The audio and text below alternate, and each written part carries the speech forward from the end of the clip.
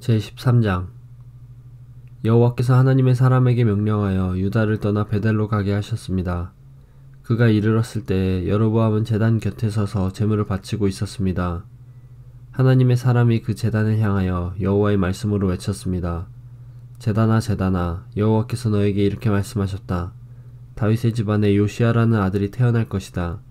그는 내 위에서 제사를 드리고 있는 산당의 제사장들을 내 위에 제물로 바칠 것이며 인간의 뼈를 내 위에서 태울 것이다. 하나님의 사람은 이 일이 일어날 것이라는 증거로 이 제단은 갈라질 것이고 그 위에 재는 땅이 쏟아질 것이다 라고 말했습니다. 여로보암 왕은 하나님의 사람이 베델의 제단에 대해 말한 것을 듣고 제단 위에서 손을 뻗어 그 사람을 가리키며 저놈을 잡아라 하고 소리쳤습니다. 그러나 왕이 내민 팔은 마비되어 움직일 수가 없었습니다. 곧이어 제단이 갈라지고 그 모든 재가 땅에 쏟아졌습니다. 하나님의 사람이 말한 증거대로 일이 이루어졌습니다. 왕이 하나님의 사람에게 말했습니다. 나를 위해 그대의 하나님 여호와께 기도해 주시오. 제발 내 팔을 고쳐달라고 기도해 주시오. 하나님의 사람이 여호와께 은혜를 베풀어 달라고 기도드리자 왕의 팔은 나아서 그전처럼 되었습니다. 왕이 하나님의 사람에게 말했습니다. 나와 함께 집으로 가서 음식을 듭시다. 그대에게 선물을 드리고 싶소. 하나님의 사람이 왕에게 대답했습니다. 왕과 함께 갈 수 없습니다.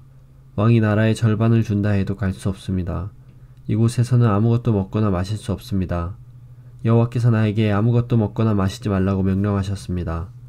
그리고 내가 온 길로 되돌아가지도 말라고 명령하셨습니다. 그래서 그 사람은 다른 길로 갔습니다. 베델에 올라왔던 길로 되돌아가지 않았습니다. 그때 베델에 늙은 예언자가 한 사람 살고 있었습니다.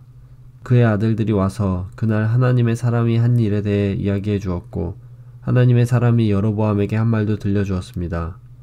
그러자 그 아버지는 그 사람이 어느 길로 돌아갔느냐 하고 물었습니다. 그의 아들들은 유다에서 온 하나님의 사람이 돌아간 길을 아버지에게 일러주었습니다. 그 예언자는 아들들에게 자기 나귀에 안장을 얹어달라고 말했습니다. 아들들이 안장을 얹어주자 그 예언자는 나귀를 탔습니다. 그는 하나님의 사람을 뒤쫓아가서 그가 상수리나무 아래에 앉아있는 것을 발견하고 다가가서 물었습니다. 그대가 유다에서 온 하나님의 사람이요? 그 사람이 대답했습니다. 그렇습니다. 내가 그 사람입니다. 예언자가 말했습니다. 나와 함께 집으로 가서 음식을 같이 드십시다.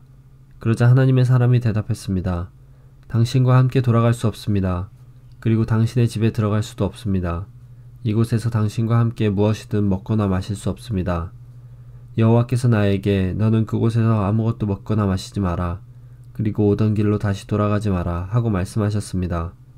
그러자 늙은 예언자가 하지만 나도 그대와 같은 예언자요 라고 하면서 거짓말을 했습니다.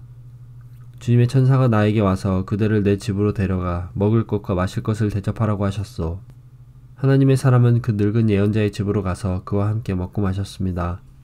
그들이 식탁에 앉아 있는데 여호와의 말씀이 하나님의 사람을 데리고 온 늙은 예언자에게 내렸습니다.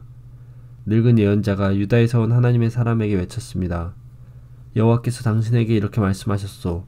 너는 여호와의 말씀을 듣지 않았다. 너는 너의 하나님 여호와께서 명령하신 것을 따르지 않았다.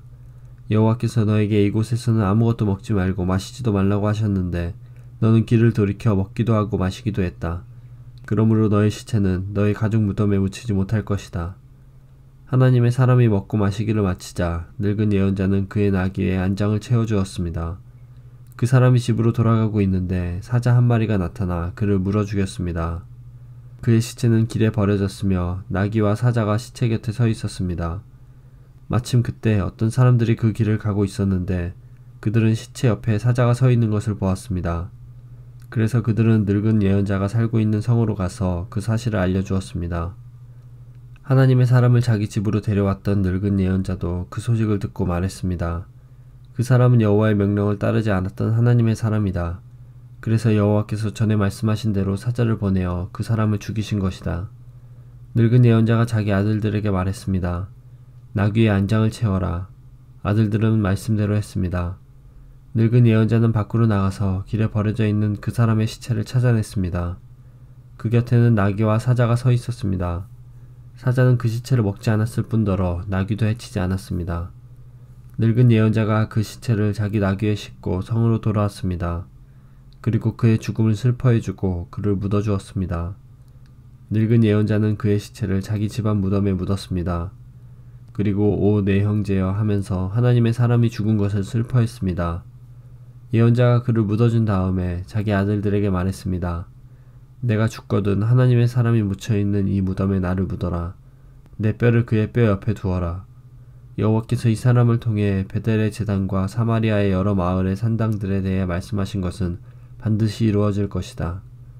그러나 여로보암 왕은 나쁜 짓을 그만두지 않았습니다.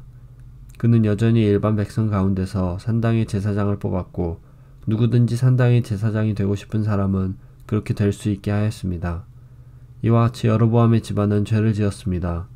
그 죄 때문에 그의 집안은 멸망하여 땅에서 사라졌습니다.